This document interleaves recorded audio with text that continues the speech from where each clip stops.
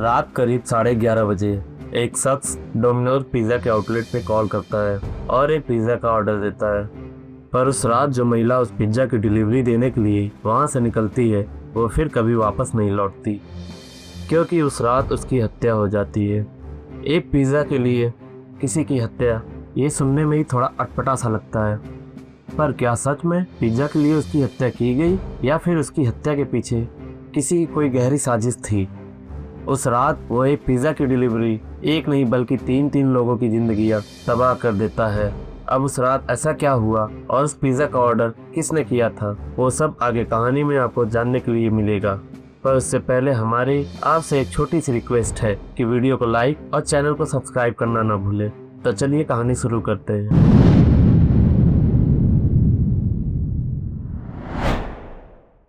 दोस्तों, ये कहानी है अमेरिका के ओहायो सिटी की, जहाँ की एक डोमिनोज पिज़्ज़ा के आउटलेट में एशली बिग्स नाम की 26 साल की महिला पिज़्ज़ा डिलीवरी का काम करती थी। वैसे तो ये महिला अमेरिकी सेना से रिटायर्ड थी और अपने परिवार के लिए एक सिंपल लाइफ जीने की कोशिश कर रही थी। सेना में जाने से पहले उसने चैट कॉब नाम के व्यक्ति से शादी की थी, पर उसकी ये शादी ज्यादा दिन नहीं चली और उसने चैट को तलाक देकर सेना ज्वाइन कर ली। चैट से शादी के बाद उसने ग्रेस नाम की एक बेटी को जन्म दिया था, पर सेना में जाने की वजह से उसे अपनी दुधमुही बेटी की कस्टडी नहीं मिली, बल्कि उसके एक्स हस्बैंड चैट को दे दी गई थी। एशली और चैट के बीच का ब्रेकअप मामूली कड़वाहट के कारण नहीं, एशली के अंदर बदल रही उसकी अपनी इच्छाओं को लेकर था। एशली शुरू में तो एक नॉर्मल लड़की की तरह ही जीना चाहती थी, पर उसके अंदर कुछ ऐसा छुपा हुआ था जिसका पता उसे अपनी शादी के बाद चला। असल में दोस्तों, एशली शारीरिक रूप से लड़की थी, पर उसके अंदर कहीं न कहीं लड़कियों के प्रति फीलिंग शुरू से ही थी। बस उसका एहसास उसे अपनी शादी के बाद हुआ, जिसकी वजह से वो अक्सर आपस में लड़ते झगड़ते रहते थे। एक दो बार तो चैट ने भी उसे उसकी दोस्त के साथ रंगे हाथ पकड़ लिया था, पर उस वक्त वो चैट के बच्चे की मां बनने वाली थी। यही वजह थी कि 2005 में ग्रेस को जन्म देने के बाद 2006 में दोनों अलग हो गए और 2007 में एशली ने सेना ज्वाइन कर लिया, जिसकी वजह से ग्रेस की कस्टडी चैट को मिल गई थी। पर सेना में तैनात एशली को अपनी बेटी की याद हर रोज आती थी, इसलिए एशली ने 2011 में सेना की नौकरी छोड़ दी और अपनी बेटी की कस्टडी के लिए डोमिनोज में डिलीवरी एजेंट का काम करने लगी। यहाँ काम करने से उसे एक फिक्स सैलरी मिलती थी और यहाँ तक कि उसे अपनी कानूनी लड़ाई के लिए पैसे जुटाने में भी मदद मिलती थी, जिसमें वो अब थी, क्योंकि अब एशली को ग्रेस की कस्टडी वापस पाना था, इसलिए वो कानून का सहारा लेती है। उधर चैट भी एशली से तलाक के बाद एरिका नाम की एक महिला से शादी करता है। इन दोनों का अपनी पुरानी शादी से एक बच्चे थे और शादी के बाद दोनों के 2 बच्चे और हुए, यानी कि कुल मिला के इस फैमिली में 4 बच्चे थे, जिन्हें चैट और एरिका संभालते थे। 2011 तक सब कुछ अच्छा चल रहा था, पर जैसे ही एशली सेना की नौकरी छोड़कर वापस आती है और ग्रेस की कस्टडी के लिए कानूनी लड़ाई लड़ने लगती है, तब इन तीनों की जिंदगियां एक खूंखार करवट ले लेती है। असल में दोस्तों, 2012 में ग्रेस की कस्टडी वापस से उसकी मां एशली को मिल जाती है, जिसकी वजह से चैट काफी नाराज हो जाता है।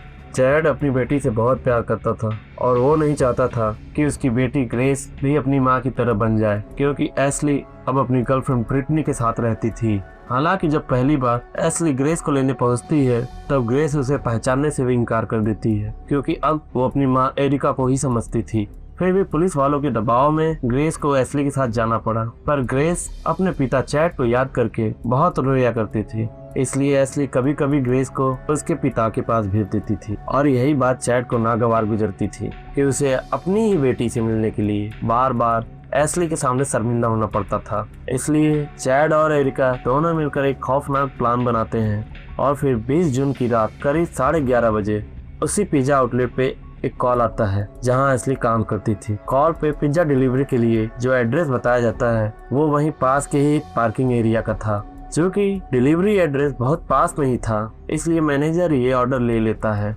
और एशली को वो ऑर्डर पहुंचाने के लिए दे देता है। एशली वो ऑर्डर लेकर निकलती तो है, पर फिर कभी वापस नहीं लौटती। रात 12:30 बजे तक जब एशली वापस नहीं लौटती, तब मैनेजर स्टोर बंद करके उस पार्किंग में पहुंचा जहां एशली को वो पिज्जा ऑर्डर डिलीवर करना था। वहां पहुंच के मैनेजर जो कुछ देखता है उसे देखकर उसकी आंखें फटी की फटी रह जाती है। वहां जमीन पर ढेर सारा खून फैला हुआ था और कुछ पैसे भी पड़े थे। मैनेजर समझ चुका था कि यहाँ जो कुछ भी हुआ है वह हिंसक और बहुत गलत हुआ होगा, फिर उसने रात 1 बजे पुलिस को फोन करके इसकी जानकारी दी। पुलिस मौके पर पहुंचकर अपनी जांच शुरू कर देती है। पुलिस को ये एहसास होते देर न लगी कि यह निश्चित रूप से कोई गुमशुदगी का मामला नहीं था।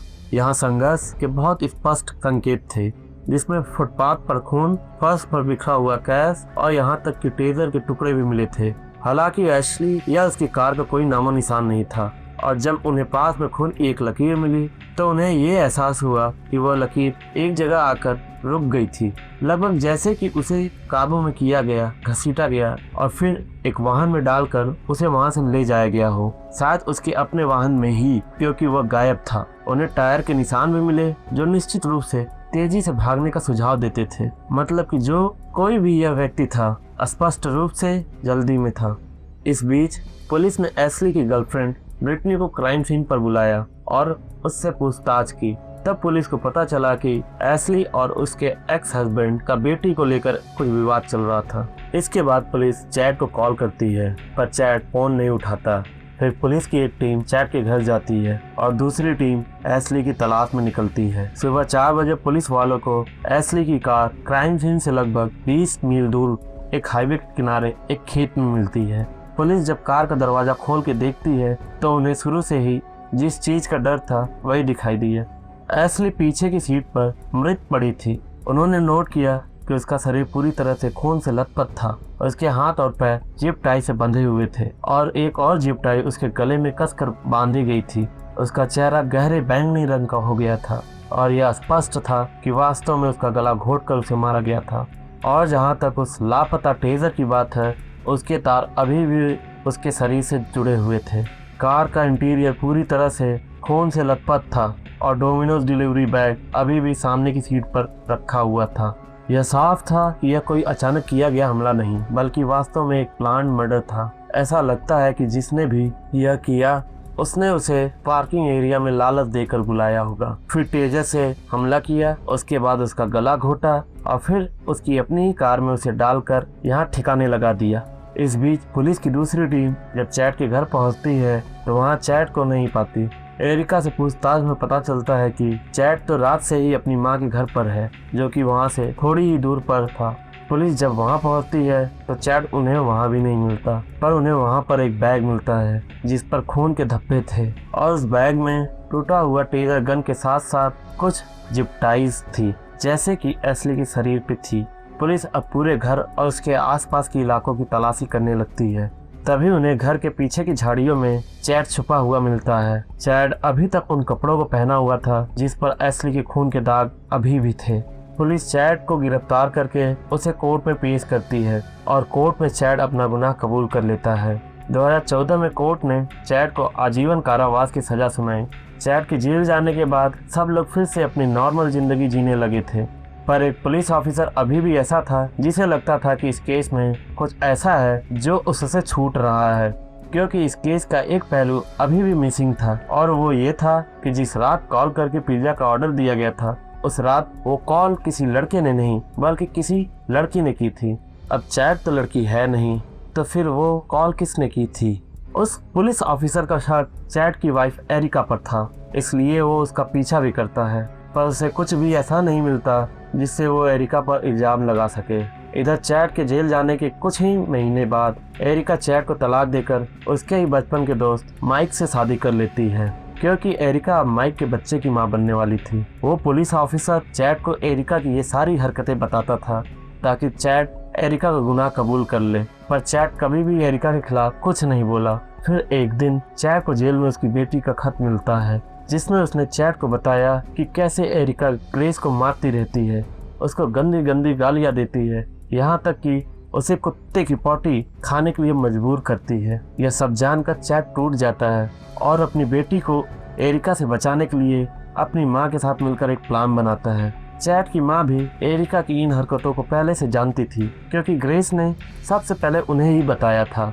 फिर एक शाम चैड की माँ एरिका को अपने घर बुलाती है और शराब पीते पीते दोनों बातें करने लग जाते हैं। इस दौरान चैड की माँ ने वॉइस रिकॉर्डर ऑन कर रखा था ताकि वो सारी बातें रिकॉर्ड कर सके।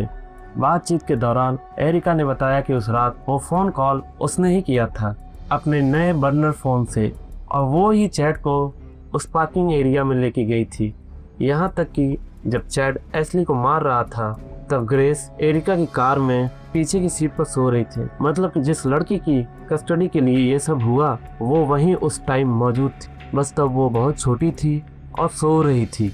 न जाने अब जब वो लड़की बड़ी हो चुकी है तब ये सब सोचकर उस लड़की पे क्या बीतती होगी। खैर, एरिका का कबूलनामा लेकर चैड की माँ उसी पुलिस ऑफिसर से मिली जो कि एरिका के पीछे पड़ा हुआ था, और फिर आखिरकार 2019 में पुलिस ने एरिका को भी एशली की हत्या में उसकी भूमिका के लिए गिरफ्तार कर लिया।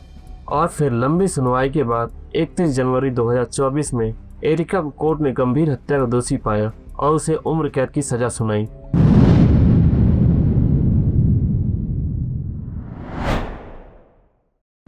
दोस्तों, आज की कहानी एक ऐसे शख्स की है जिसे सांप पालने का शौक था। सांपों की अलग अलग नस्ल को पहचान कर उससे एक नए नस्ल के सांप को बनाना ही उसका काम था।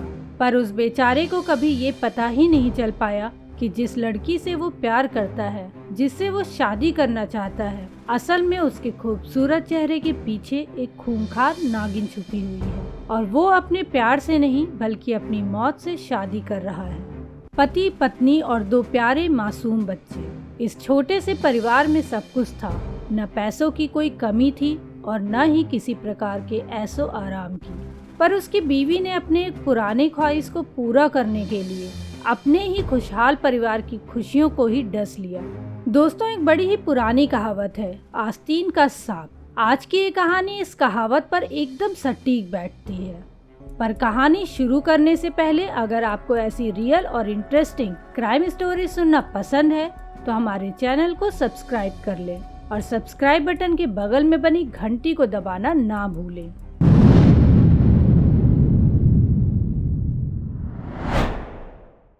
दोस्तों, ये सच्ची घटना है अमेरिका के मिजोरी में स्थित फ्लोरेंस शहर की। इसी शहर में बेन रेनिक अपनी पत्नी लिनली और अपने 2 बच्चों के साथ रहता था। बेन का जन्म 4 अगस्त 1987 को हुआ था। बेन के पिता फ्रैंक रेनिक स्पेक्ट्रम नाम की एक कंपनी चलाते थे जो कि जानवरों का चारा बनाने वाली कंपनी थी। बेन का एक बड़ा भाई भी था जिसका नाम था सैम रेनिक। चूँकि बेन के पिता जानवरों का चारा बनाने वाली कंपनी चलाते थे तो बेन का भी बचपन से ही एक खास किस्म के जानवर में लगाव हो गया था और वो था सांप। बेन ने 7 साल की उम्र से ही सांपों की अलग अलग प्रजातियों को पालना शुरू कर दिया था। बेन के पिता की कंपनी अच्छी चल रही थी, इसलिए बेन और उसके भाई सैम को किसी भी चीज की कोई कमी नहीं थी। पर इस परिवार की खुशियां ज्यादा दिन नहीं टिक सकी और एक के बाद एक मुसीबतें आने लगी। पहले तो साल 2008 में बेन की मां की कैंसर की वजह से मृत्यु हो गई और फिर कुछ सालों बाद बेन के पिता पर कंपनी में फ्रॉड करने का आरोप लगने लगा और कोर्ट में फैसला आने से पहले साल 2012 में बेन के पिता ने खुद को गोली मारकर आत्महत्या कर ली। पर मरने से पहले बेन के पिता ने अपनी सारी प्रॉपर्टी को अपने दोनों बच्चों में बांट दिया था। बड़े भाई सैम को ज्यादातर कैश मिले थे तो वहीं बेन को उसके पिता ने कुछ पैसे और 70 एकड़ का एक फार्म दिया था। पिता के मरने के बाद बेन ने रेनिक रेप्टाइल नाम की एक छोटी सी कंपनी स्टार्ट की जहां बेन नए नए प्रकार के सांपों को पालने लगा। चूँकि बेन की इस काम में बचपन से ही दिलचस्पी थी तो उसे सांपों के बारे में नॉलेज बहुत थी और इसी वजह से कुछ ही समय में उसकी कंपनी अच्छी खासी चलने लगी। और इसी दौरान साल 2014 में उसकी मुलाकात लिनली से हुई जो कि एक स्पा पार्लर में मसाज थेरेपिस्ट का काम करती थी।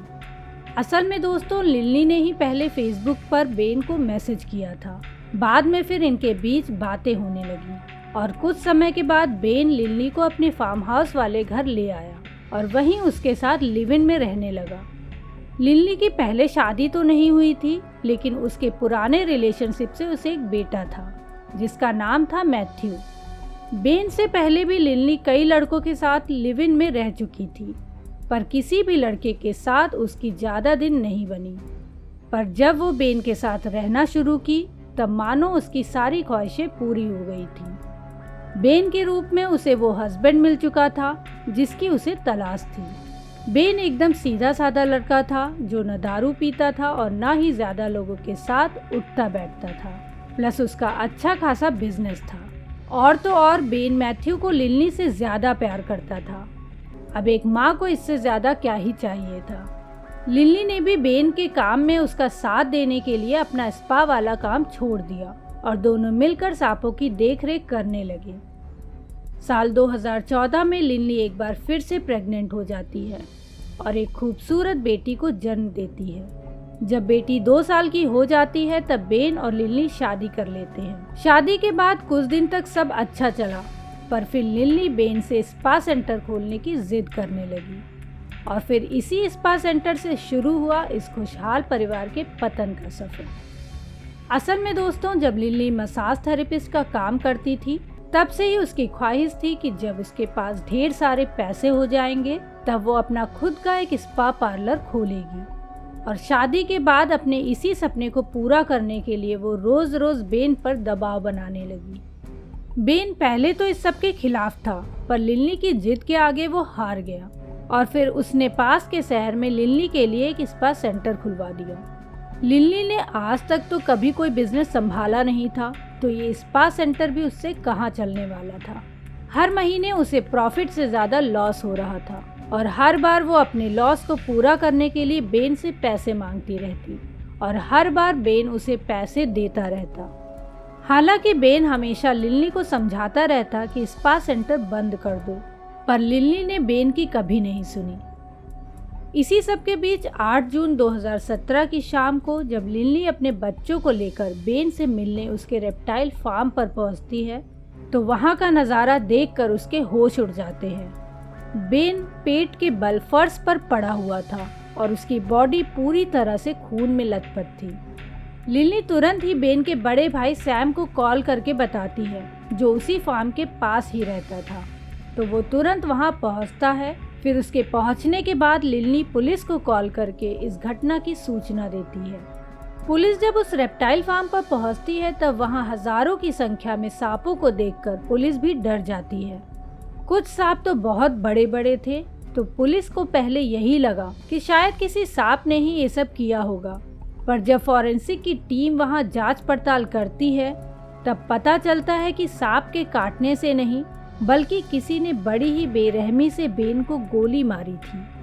बेन को करीब 8 गोलियां मारी गई थी और एक गोली तो बंदूक को उसके सिर पर सटा के मारी गई थी। यानी कि जिसने भी ये किया था वो नहीं चाहता था कि बेन किसी भी तरह से जिंदा बच जाए। पुलिस बेन के दोस्तों और फैमिली मेंबर से पूछताछ करती है, पर किसी पर भी पुलिस का शक नहीं गया।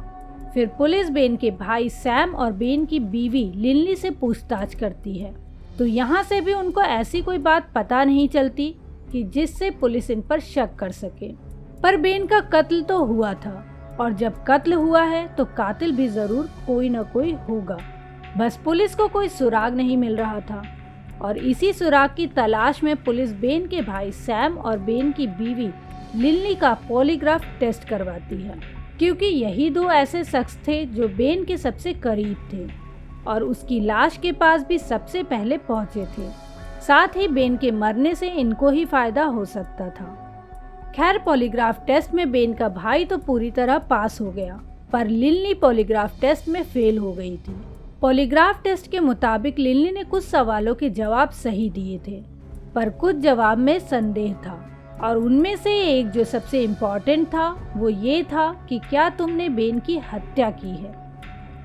लिनली की पॉलीग्राफ टेस्ट की रिपोर्ट के बाद से पुलिस लिनली पर शक करना शुरू कर देती है, पर लिनली के खिलाफ पुलिस को कोई ऐसा सबूत नहीं मिल रहा था जिससे पुलिस उसे अरेस्ट कर सके। धीरे धीरे 2.5 साल बीत गए। इस बीच पति के मरने के 6 महीने के अंदर ही लिनली एक बार फिर से प्रेग्नेंट हो गई, और इस बार वो जिसके बच्चे की माँ बनने वाली थी उसका नाम था ब्रैंडन ब्लैकवेल। प्रेग्नेंट होने के बाद लिनली ने ब्रैंडन ब्लैकवेल से शादी कर ली। बेन के नाम पर 70 एकड़ का जो प्लॉट था, जहां बेन का रेप्टाइल फार्म भी था, लिनली ने उस जगह को भी बेच दिया। यहाँ तक कि उन सांपों को भी बेच दिया जिन्हें बेन ने पाला हुआ था, जिनमें से कुछ सांपों की कीमत लगभग $25,000 से लेकर $50,000 तक थी। यानी कि लिनली ने बेन की सारी प्रॉपर्टी और उसका सारा बिजनेस बेचकर काफ़ी पैसे बना लिए थे।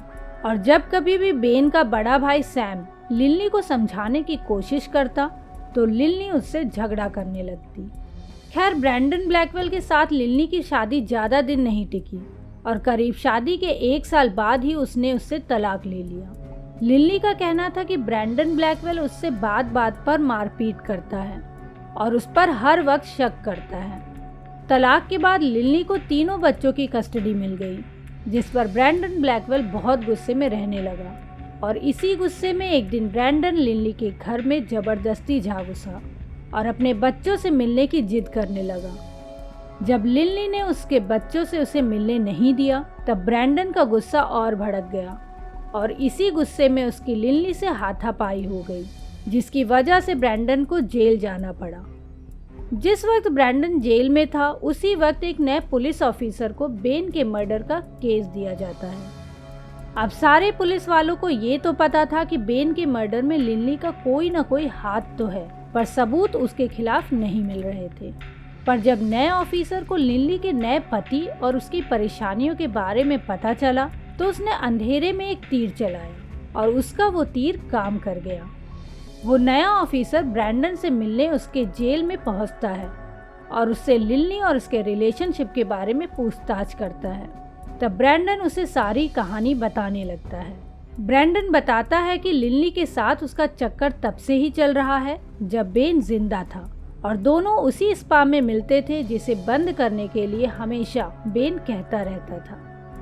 ब्रैंडन आगे बताता है कि बेन की मौत से पहले भी लिली ने उसे कई बार मारने की कोशिश की थी, पर हर बार वो किसी न किसी तरह से बच जाता था और इन सब कामों में उसका साथ देती थी उसके स्पा सेंटर में काम करने वाली एक लड़की जिसका नाम है एशले सॉ।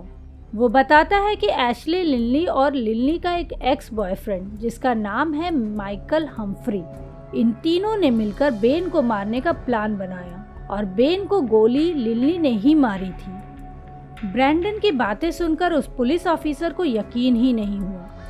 वो फिर एशले सॉ के पास जाता है और उससे कहता है कि अगर वो सच सच सारी कहानी बताएगी और सरकारी गवाह बनने के लिए रेडी होती है तो पुलिस उस पर कोई चार्ज नहीं लगाएगी। और जब पुलिस ने ये सब रिटर्न में एशले को दिया, तब एशले पूरी कहानी पुलिस वालों को बताती है।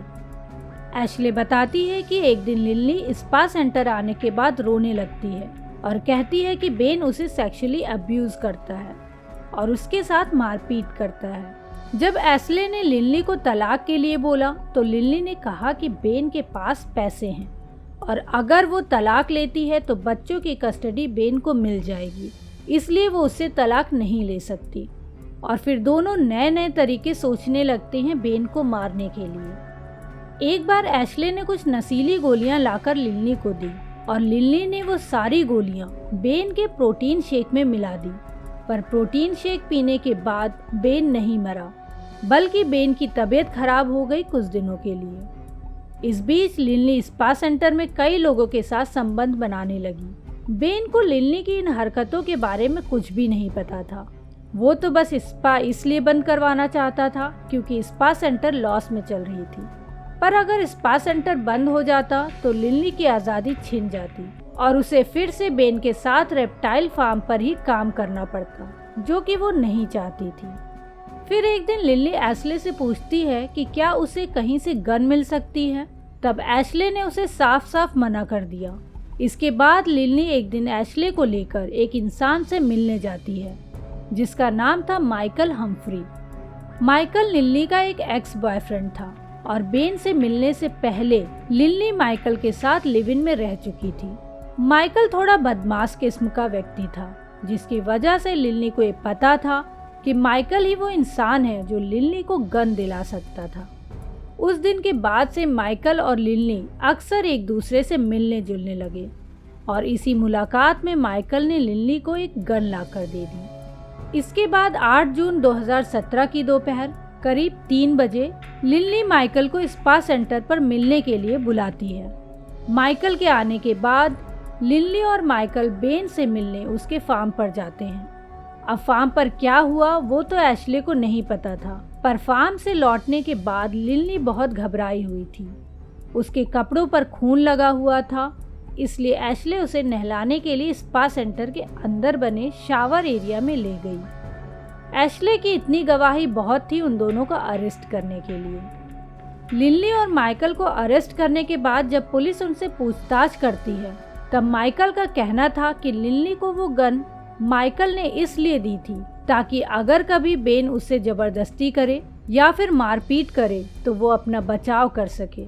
पर कत्ल वाले दिन लिनली ने ही माइकल को मिलने के लिए बुलाया था और जब तक माइकल बेन के फार्म तक नहीं पहुंचा था तब तक तो उसे पता भी नहीं था कि लिनली उसे कहां लेकर जा रही है।